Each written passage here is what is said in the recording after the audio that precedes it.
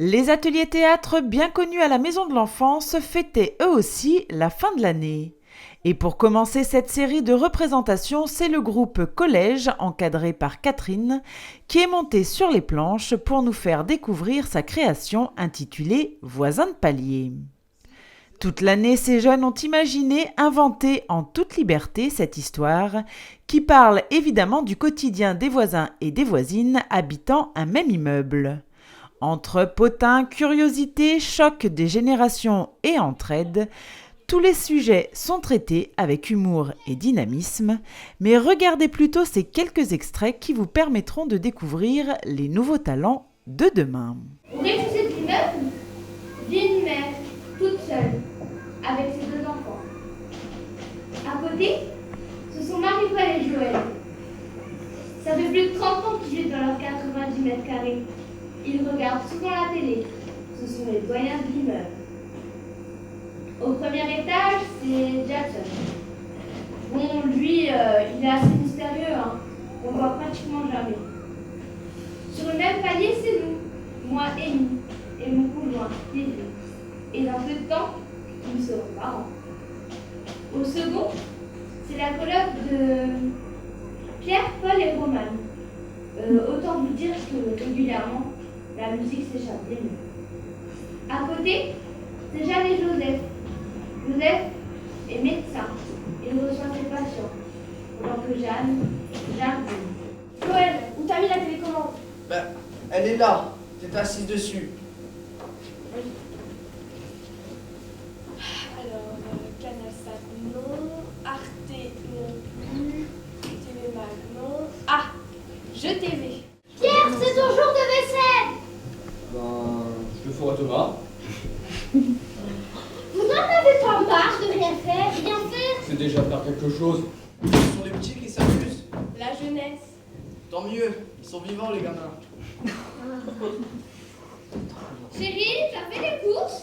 Ah oui, j'ai pris des 0% comme tu les aimes. Super, tu mets l'important s'il te plaît? Oui. Et tu sais, dans le hall d'entrée, les enfants du rez-de-chaussée jouaient avec des pétards. Oh non, mais elle sait vraiment pas les éduquer celle-là. Mais tu sais, c'est difficile, elle est seule. Bah oui, mais t'as qu'à prendre sa défense aussi. Quand j'étais jeune, je faisais un gâteau. Oh, du chocolat, du beurre, du sucre, tout ce qu'on aime. Tu voulais quoi déjà? Du lait, Marie-Paul. Ah oui, mais pourquoi tu ne vas pas en acheter? Nous sommes dimanche. Ah, excuse-moi, tu sais, avec la retraite, on n'a plus vraiment la notion du temps. Et les filles, comment vont-elles? Ça va, c'est un peu difficile avec le divorce, mais elles vont bien. On veut pas de conflit. Mais là, toute la semaine, la fête jusqu'à pas d'heure, non merci. Quand vous avez signé le contrat de vente, est-ce que vous avez vu la phrase en rouge, respect du voisinage? Mais vous me prenez pour qui? Pour voisins qui en ont ras-le-bol, car tous les soirs c'est la même histoire. Tous les voisins se plaignent dans l'immeuble de vous poubelles qui traînent, du bruit et des allées-venues incessantes. Y'a le feu! Mais je suis pas pompier, moi. J'avais presque fini mon chapitre.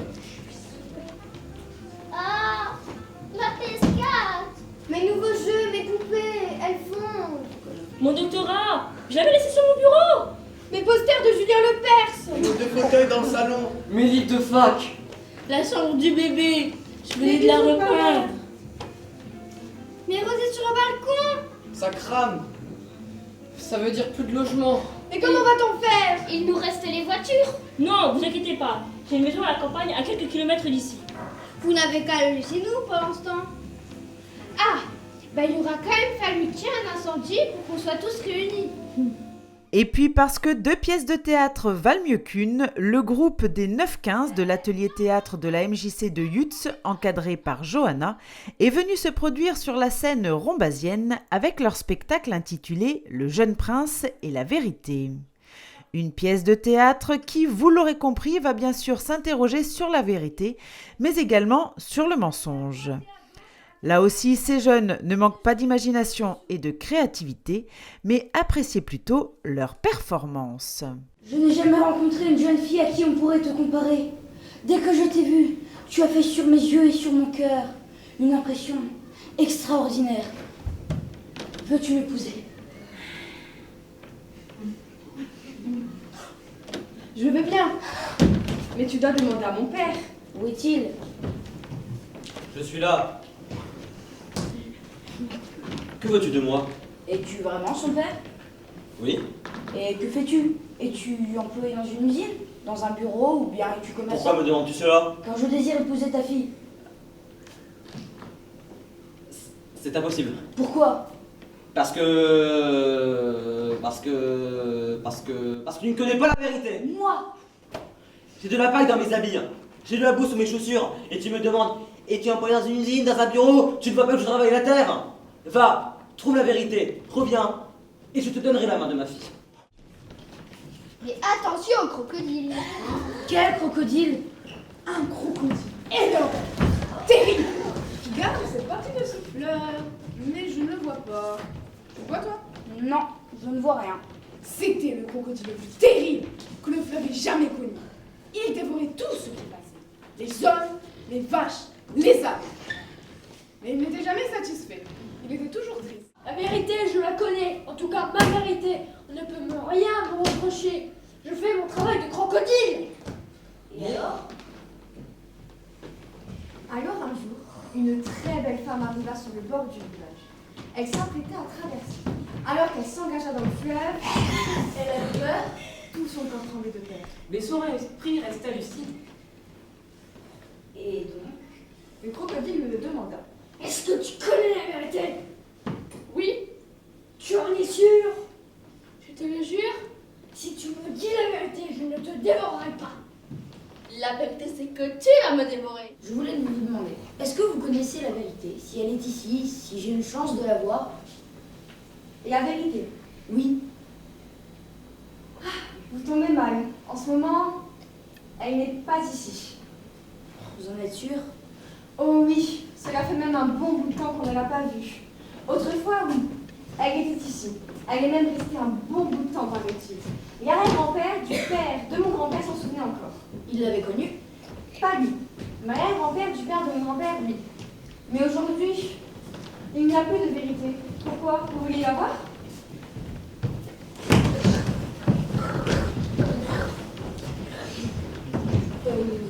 Oui, il faut absolument que je la connaisse. Et pourquoi donc? C'est personnel, mais toute ma vie en dépend. Vous n'êtes pas le seul à chercher. Et je ne suis pas sûre qu'elle soit quelque part. Quand ces pauvres gens t'ont demandé, c'est vrai? Tu as répondu, c'est absolument vrai. Or, tu m'avais demandé de ne jamais prononcer ce mot. C'est exact. C'est tout à fait exact. Le mot m'a échappé. Et de toute façon, tu n'as aucune raison de critiquer les autres. Toi non plus, tu n'es pas parfait. Tu as menti à ces pauvres gens. Oui, mais j'avais une raison. Laquelle? Il n'était pas prévu dans cette histoire. Que cherches-tu? Je cherche la vérité. Tu l'as trouvée. Tu es la vérité? Oui. Je ne peux pas tout croire. Je suis la vérité. Et comme je suis la vérité, je sais tout de toi. Je sais le prénom de la jeune fille que tu as rencontrée et ce que le père le paysan t'a dit. Je sais que je suis allée au nord, à l'est, à l'ouest, au sud, à l'intérieur et à l'extérieur. Je sais que tu as traversé le fleuve du crocodile. Je sais tout cela. Je suis heureux, je ne peux pas te dire comme je suis heureux. Je veux pouvoir épouser la femme que j'aime. Si toutefois elle m'a attendu. Elle t'a attendu. C'est certain? C'est sûr et certain. Tu es de retour? À qui est ce bébé? Il est à moi. Tu as un bébé? Tu étais partie. Je suis restée sans nouvelles de toi pendant des années. Je croyais que tu m'avais oubliée et je me suis mariée. Elle s'est trompée. Qui ça? Elle s'est trompée. Ou alors, elle m'a menti. La vérité ne m'a pas dit la vérité.